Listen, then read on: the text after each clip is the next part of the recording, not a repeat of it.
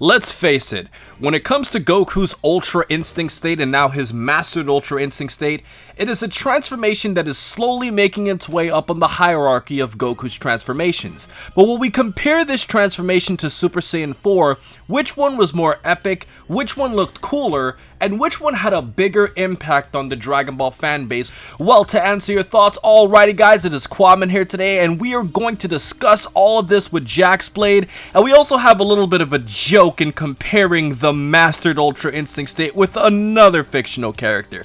So let's get the party started. So Jordan, JaxBlade, whatever you want to call yourself, I got a big question for you here, bro. So, you often compare transformations in terms of its design. A design is extremely important to you when you look at the different ways that you can compare things. And when you compare both the Ultra Instinct Omen to Super Saiyan 4, which one do you think looks better aesthetically? Okay, so to me personally, if I'm comparing the old Ultra Instinct Omen, I would say I like what they were doing with that person I had before. They even knew that there was going to be a white one. I know they hinted at it with the angels and all this stuff, but to me, seeing the original Ultra Instinct, what I originally got from the forum was that I no longer need transformations. I just got black hair, I'm back to basics, and now my eyes look like this, and that's why I'm like mastered. So I thought that was really a dope concept of like mastering yourself. You don't need like any of these transformations, and I know Ultra Instinct isn't a transformation. It's just, you know, power up into this little thing. Visually, I really loved Ultra Instinct, the original one, black hair one. Now, if we're comparing that to Super Saiyan 4, then I would still give the slight edge to Super Saiyan 4, because to me, Super Saiyan 4 was just one of the best designs they could ever do, like where you take the Saiyan warrior and then blend them with the Uzaru form, and then just like a combination of the Saiyan Uzaru. It's just like you're bringing both worlds of what that species is together and showing like the full power of what it can do. Like, to me, I thought that was really a great design, and my one of my personal favorite forms of all time. Like, I honestly think I think it's like my second favorite form, to be honest, but I still do love the original Ultra Instinct. Right, and let me just make this crystal clear, guys. This is not a video to just bash on Dragon Ball GT. We're just purely just analyzing the forms for what they are. And when you look at Super Saiyan 4, I've always felt like it gives you like a vibe of like an ultimate form. Looking at the design, I would probably have to say Super Saiyan 4 would fit that the most, because when you look at the beginning of Dragon Ball, the only form Goku had was his Ozaru state, and then when you look at all the Super Saiyan transformations that Goku's gone through, Super Saiyan 4 like retains like that muscular undertone. In addition to that, Super Saiyan 4 also has like that vibe of like, this is like a primal state that uses crazy power. It's not like controlled power. It's like Goku might lose himself as he's fighting in the state, even though it's obviously more controlled than the Ozaru Golden 8 state. It kind of gave you off like that vibe whenever Goku was fighting in GT. And to be honest with you, despite all of the hate and problems that Dragon Ball GT had, I did feel like Super Saiyan 4 was a golden gem that they had in the series.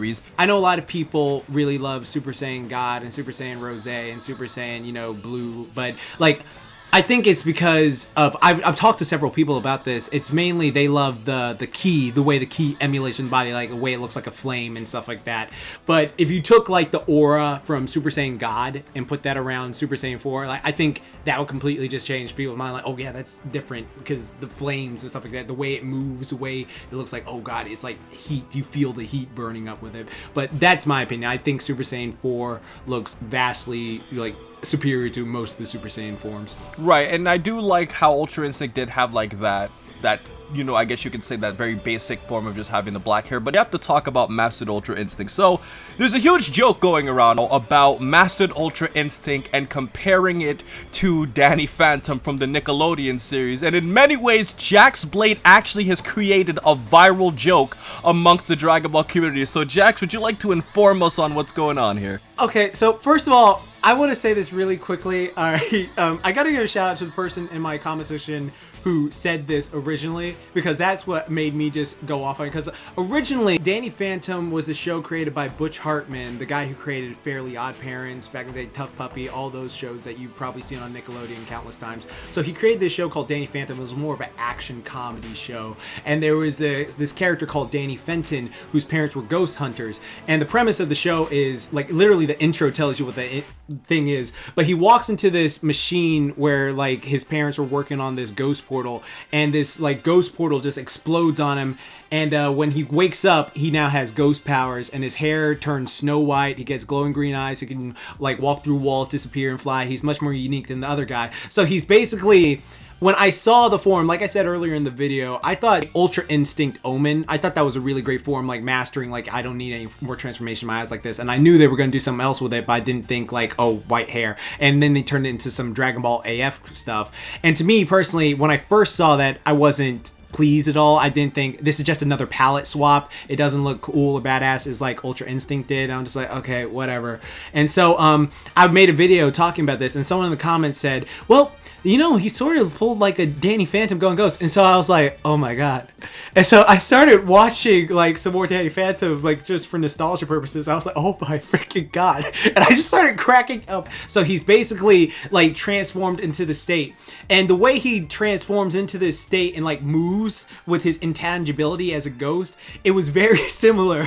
But, you know, when you really think about it, it's like based off of how Goku was like hitting him, like you said, without touching him, and just like phasing around, kind of like how Janemba was doing with, you know, his dimensional manipulation.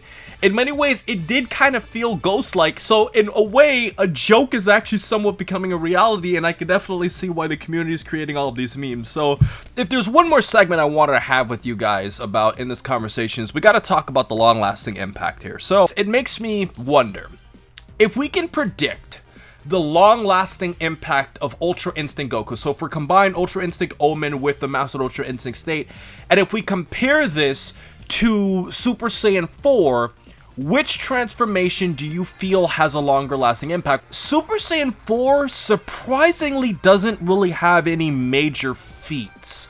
Because if you think about it, yeah, it did help defeat Baby, but it defeated Baby with the help of everybody else. Now, it defeated the initial form of Baby before he became the Ozaru Great Ape state, but in reality, Super Saiyan 4 wasn't strong enough on its own to take down that Great Ape Baby individually one-on-one without assistance. And then when you move on to the Super 17 arc, Super Saiyan 4 Goku got wrecked by Super 17. You go on to the Shadow Dragons arc, and other than fusing with Vegeta to become Super Saiyan 4 Gogeta, Goku and Vegeta never actually really accomplished anything as a Super Saiyan 4, so it's crazy to believe that Goku's most aesthetically looking form, and at least subjectively saying, didn't really have a major feat, whereas Ultra Instinct has taken out Kefla.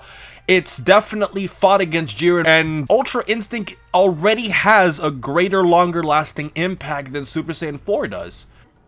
Yeah, it does. Like, especially, like, you think if, like, they put that into a death battle or some crap, because it's just one of those things when he caught Jiren's energy blast and just disintegrated it like it was nothing, and the way he was just, like, he literally wasn't moving his arms. Like, that's one of the cool things about, like, Dragon Ball, when you can see a character moving so fast and so strong, but you as the viewer don't see it, but you feel, like, the impact of their punches. So I do feel like, besides it looking the way it does, it would definitely have, like, longevity in that regard. So aesthetically, I say Super Saiyan 4 is longer lasting, but like visually, like power wise, then I'd say definitely the Mastered Ultra Instinct White. I'm not, like, the thing is, I'm not oblivious to it. Like, even though I'm making jokes and I'm having fun with the form because I found entertainment from it in that sort of way, like, I can still see, like, it did do a bunch of like insane little things and stuff like that that looked like very visually pleasing for folks. So yeah, there you go. So I would definitely say White Ultra Instinct. Right. So I mean, if we were to give you our verdict on this, guys, when you combine design, you know, hidden lore of, you know, talking about Danny Phantom, and then obviously looking at the long-lasting impact, I would have to say that I honestly prefer Super Saiyan 4 in terms of its design, but I do think you know, when you look at how Ultra Instinct has had its impact on the community as being completely different from all of Goku's transformations, it's not even called Super Saiyan, which obviously makes it a different thing.